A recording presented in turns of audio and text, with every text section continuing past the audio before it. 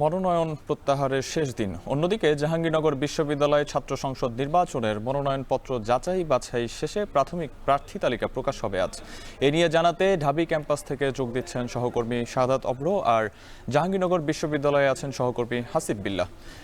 প্রথমে যেতে চাই অব্র, আপনার কাছে এখন পর্যন্ত কতজন প্রার্থী তাদের মনোনয়নপত্র প্রত্যাহার করেছেন এবং এছাড়া বিভিন্ন প্যানেল ও ছাত্র সংগঠনগুলোর কোনো কর্মসূচি আছে কিনা? অব্র, বিস্তারিত জানাবেন।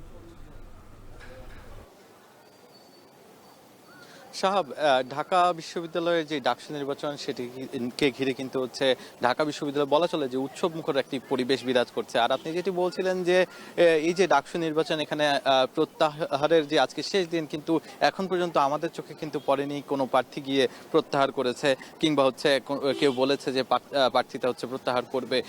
এখন পর্যন্ত নির্বাচন কমিশন থেকেও কিন্তু আমাদেরকে জানানো হয়নি যে কত সংখ্যক বা আদতে কেউ প্রার্থীতা প্রত্যাহার করেছে কিনা। হয়তো বা আগামীকাল কিংবা হচ্ছে আজকে সন্ধ্যা নাগাদ আমরা সেই খবর আপনাকে জানাতে পারবো। তবে যদি বলতে চাই যে উৎসব মুখর পরিবেশের সাথে সাথে কিন্তু যদি আপনাকে একটু দেখাতেও চাই যে এখানে কিন্তু হচ্ছে যারা ডাকসু নির্বাচনের সাথে সংশ্লিষ্ট তারা যেমনি আছেন তেমনি কিন্তু ভোটার প্রার্থীতার সাথে সাথে ভোটাররাও কিন্তু এখানে এসে উপস্থিত হয়েছেন। তারা কিন্তু বলছেন যে তারা এমন একজন নেতৃত্ব চান যাকে কিনা যারা কিনা হচ্ছে এই ক্যাম্পাসের জন্য কাজ করবে, কোনো ধরনের রাজনৈতিক কর্মকাণ্ড নয়, বরং হচ্ছে ছাত্রদের উন্নয়নে কাজ করবে, ক্যাম্পাসের উন্নয়নে কাজ করবে। সেই ধরনের মানুষ কিন্তু হচ্ছে সে ধরনের প্রার্থীদেরকেই কিন্তু অগ্রাধিকার দিচ্ছে প্রার্থীদেরকেই অগ্রাধিকার দিচ্ছে ভোটাররা, এমনটাই কিন্তু হচ্ছে জানিয়েছে তারা। আরও একটি বিষয় জানিয়ে রাখি যে আগামীকালকেই কিন্তু ঠিক সকাল থেকেই যারা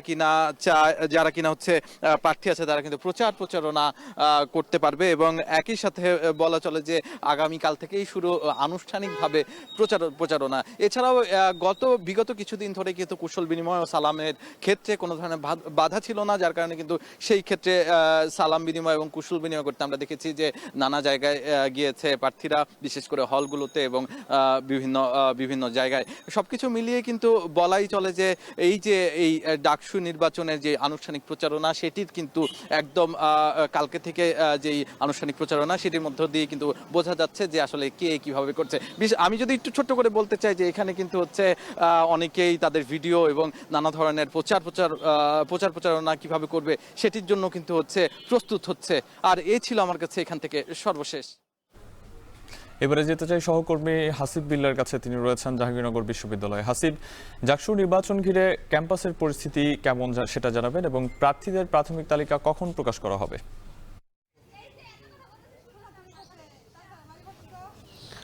আচ্ছা, জাহাঙ্গীরনগর বিশ্ববিদ্যালয়ে ছাত্র সংসদ নির্বাচনের 299 জন ফর্ম সংগ্রহ করেছিলেন এবং সেখান থেকে ফর্ম জমা দিয়েছিলেন 264 জন এবং আজকে বিকেল 4টায় এই 264 জনের মধ্যে একটি প্রাথমিক প্রার্থী তালিকা প্রকাশ করার কথা রয়েছে এবং তারপরে যাচাই বাছাই শেষে আবার চূড়ান্ত প্রার্থী তালিকা আগামী 19 আগস্ট সেটি প্রকাশ করা হবে এবং তারপরেই মূলত এই ক্যাম্পাসে যে এখন পর্যন্ত আমরা দেখতে পাচ্ছি যে এই যে প্রচারণা যেমনটি বললেন যে আনুষ্ঠানিকভাবে সেভাবে প্রচারণা শুরু হয়নি, কিন্তু যারা প্রার্থী আছেন তারা ভোটারদের কাছে সমর্থন চাচ্ছেন,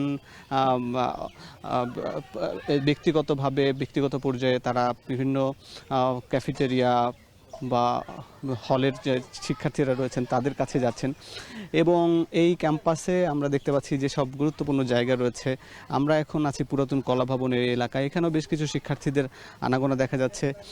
তারাও ঘুরে ফিরে ওই ডাকসু নির্বাচনে কারা প্রার্থী কারা ভোটার এই বিষয়গুলো আলাপ আলোচনায় আসছে এবং যেখানে উল্লেখযোগ্য হচ্ছে প্যানেল ঘোষণা নিয়ে ছাত্র শিবির এবং বাংলাদেশ গণতান্ত্রিক ছাত্র সংসদ তারা প্যানেল ঘোষণা করেছে, কিন্তু এখন পর্যন্ত ছাত্রদল এবং বাম সংগঠনগুলো প্যানেল ঘোষণা করেনি। কিন্তু কারা এই প্যানেলে থাকবেন, কারা ছাত্র দলের যেহেতু সম্প্রতি হল কমিটি হয়েছে এবং হল কমিটি দেওয়ার কারণে বেশ কিছু ছাত্র দলের নেতা বাদ পড়েছেন, এজন্য একটি অভিযোগ রয়েছে, তাদের মধ্যে একটু দ্বন্দ্ব এখনও নিরসন হয়নি, তারা একের পর এক বৈঠক করছেন। তবে আজকালের মধ্যে এই প্যানেল ঘোষণা হয়ে যাবে বলে আমরা শোনা যাচ্ছে। এছাড়া গণতান্ত্রিক ছাত্র সংসদের নেতারা এবং ছাত্র শিবিরের নেতারা তারা ক্যাম্পাসে প্রচারণা চালাচ্ছেন এবং তারা মূলত এই ক্যাম্পাসে শিক্ষার অধিকার এবং শিক্ষার মান উন্নয়ন কীভাবে বাড়ানো যায় এই বিষয়গুলো শিক্ষার্থীদের সঙ্গে আলাপ আলোচনা করছেন। যেহেতু দীর্ঘ 33 বছর পর এই জাকসু নির্বাচন হতে যাচ্ছে, সব মিলিয়ে শিক্ষার্থীদের আলাপ আলোচনায় এই জাকসু নির্বাচন আছে এবং একই সঙ্গে যেহেতু স্বতন্ত্র প্রার্থীরাও অনেকেই যারা ক্যাম্পাসে দীর্ঘদিন ধরে সামাজিক সাংস্কৃতিক সংগঠনের সঙ্গে জড়িত তারাও এখানে নেতা হয়েছেন। সুতরাং এখানে যেহেতু সবাই নিজেদের পরিচিত এবং তারাই এখানে কারা প্রার্থী এই প্যানেলের বাইরেও স্বতন্ত্ররাও বেশ এগিয়ে আছেন। সব কিছু মিলিয়ে এই ছিল এই জাহাঙ্গীরনগর বিশ্ববিদ্যালয় ছাত্র সংসদ নির্বাচনের খবর। ডাকসু ও জাকসু নির্বাচনের সবশেষ তথ্য জানাতে ঢাবি ও জাবি ক্যাম্পাস থেকে যুক্ত ছিলেন সহকর্মীরা।